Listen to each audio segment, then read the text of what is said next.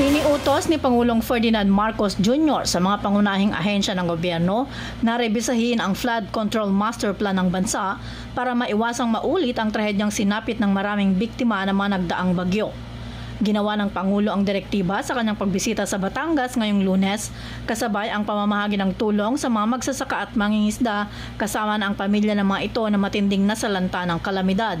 Pinuntahan ni Pangulong Marcos Jr. ang Ground Zero sa Barangay Sampaloc, Talisay para sa isang misa kasabay ang idineklarang National Day of Mourning.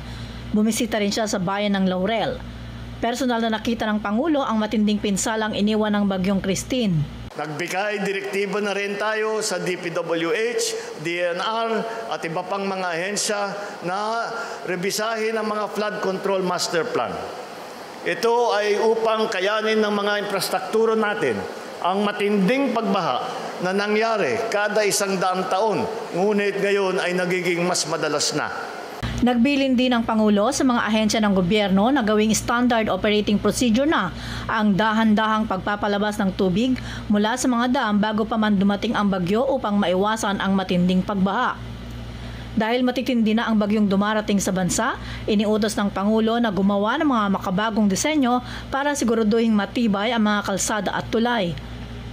Inatasan niya ang DPWH na agad kumpunihin ang nawasak na Bayuyungan Bridge at gumawa ng spillway habang inaayos ang tulay para may madaanan ang mga tao at mga kalakal. Ayon sa Presidential Communications Office, umabot sa halos 110 milyong piso ang ipinamahaging tulong ng Pangulo sa Batangas. Tig 10,000 sa mahigit 4,000 benepisyaryo mula sa bayan ng Agoncillo, Laurel at Talisay, bukod pa sa tig 10 milyong piso na ibinigay sa mga pamahalaang lokal ng Talisay, Laurel, Agoncillo, Cuenca, Lemery at Balete sa pamamagitan ng Department of Social Welfare and Development. Nagpapasalamat ako sa lahat na tumutulong at nagpakita ng kanilang kakayanan para sa kapakanan ng ating kapwa. Salamat ulit sa Metrobank at iba pang pribadong sektor na nagbigay ng mga donasyon at patuloy na tumutulong sa lahat ng mga naapektuhan ng bagyo. Namahagi rin ang Pangulo ng materyales para sa mga nasirang kabahayan na nagkakahalaga ng 6 na milyong piso na donasyon ng pribadong sektor. Para sa agenda, Aileen Taliping, Abante Radyo.